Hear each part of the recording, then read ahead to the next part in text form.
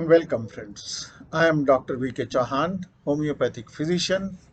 Revise with me the homeopathic remedy Aconite Nepalus. Here we are dealing with part 4 and it is PQR review. The symptoms are taken from Allen's keynote and this is best for BHMS students, interns, MD, UPSC and PSC aspirants. So this is the time when we are celebrating the 185th birth anniversary of Dr. Henry Clay. And we are dealing with this text of Allen's keynote here in following slides. We started with this particular book when we started our study of Allen's keynote. And what we find that the symptoms presented here in this text, they are in running text form. Each sentence approximately is going to point us a PQRS. Aconite Nepalus, as Allen's keynote represents, if you give some clear-cut consideration, you will find there are total 15 PQRS. The drawback what we find in this particular expression of the remedy is that the text is disorganized in sequence and continuity. So remember, the drug in totality becomes very difficult at times. You have to pick up or mug it up. However, let us examine all the PQRs. The first PQR is, it is generally indicated in acute or recent cases. So this particular line indicates a clinical application or therapeutic application part occurring in young person, especially girls of full plethoric habit who leads a sedentary life. This particular component of this particular line tells us about the constitution, and that too also the physical component. Sedentary habit is a lifestyle.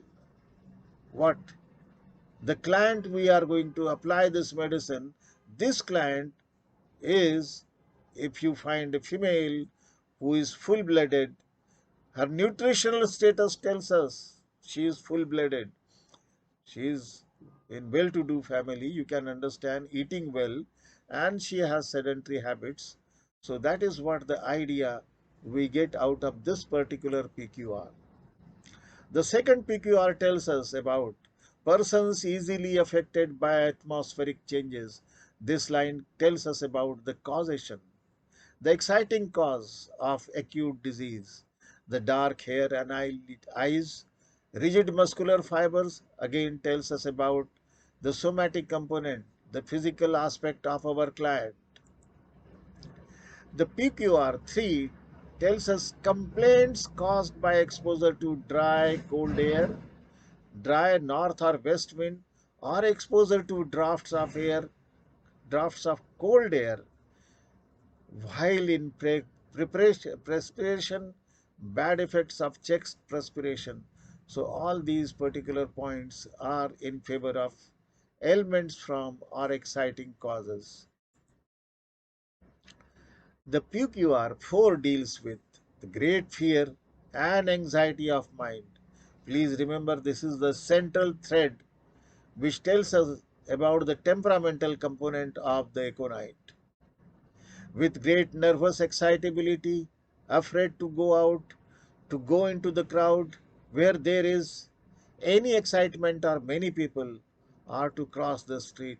This is the mental state we'll encounter in aconite patient.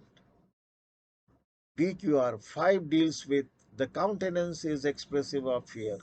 This is the emotional component. An emotional component which is expressed is a non-verbal communication. You have to observe the patient, you have to look at the face and you have to see his emotions.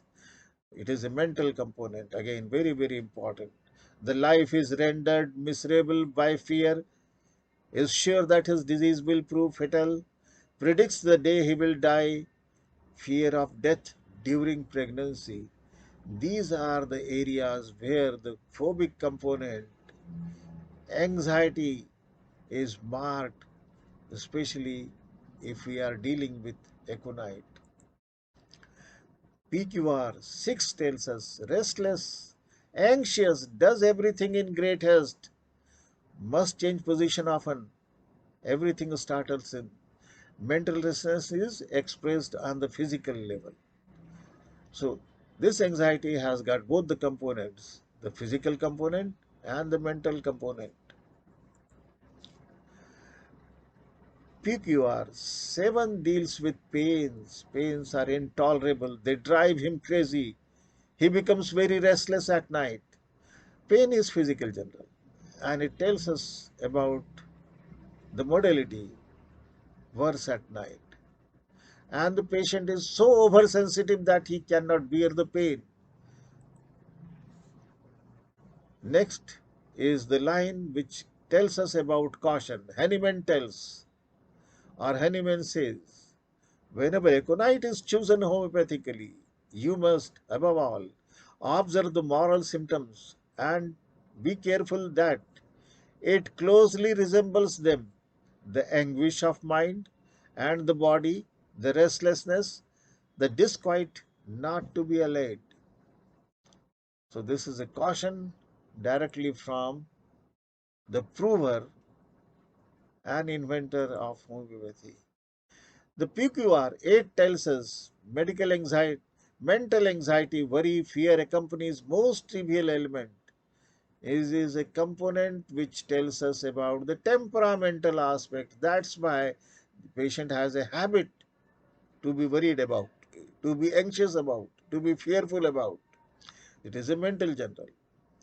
And PQR 9 tells us music is unbearable, makes her sad. So music acts as a exciting cause to incite the emotion that is sadness. PQR 10 tells us on the rising from a recumbent position, the red face becomes deathly pale, or he becomes faint or giddy and falls, and fears to rise again, often accompanied by vanishing of sight and unconsciousness.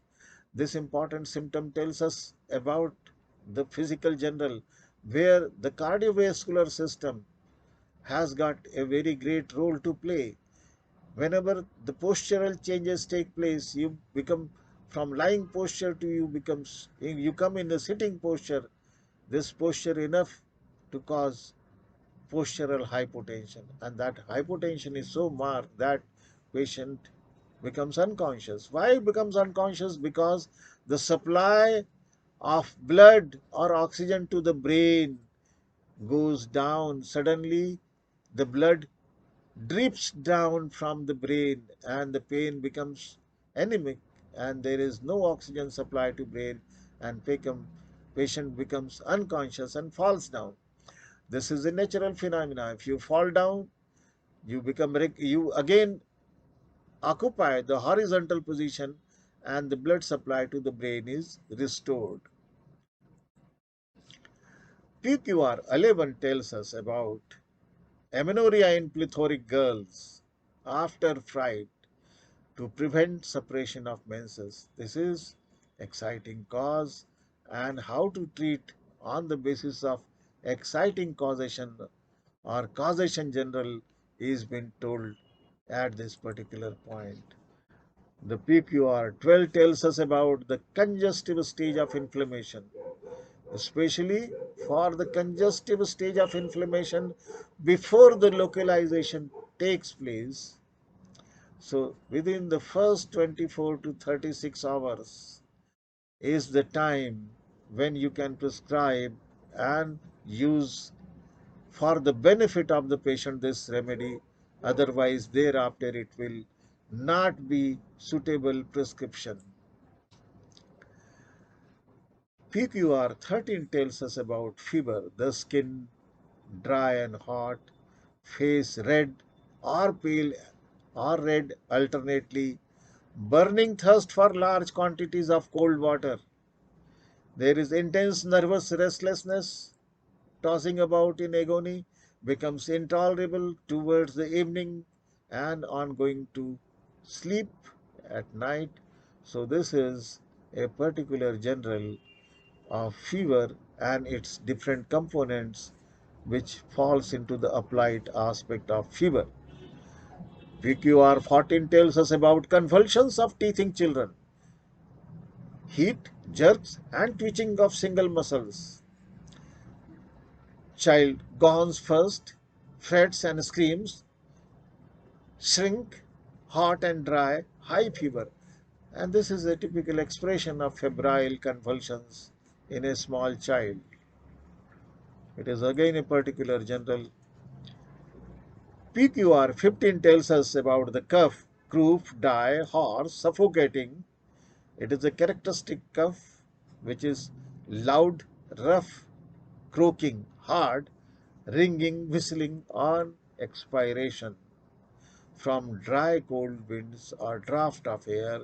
So this is the respiratory tract affection, maybe tracheitis, bronchitis, pneumonitis, tracheobronchitis. All those conditions after the exposure to cold air are covered in this particular general.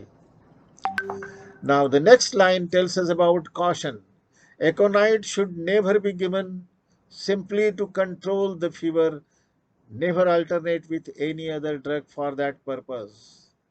Next caution is, if it be a case requiring aconite, no other remedy or drug is needed. Aconite will cure the case.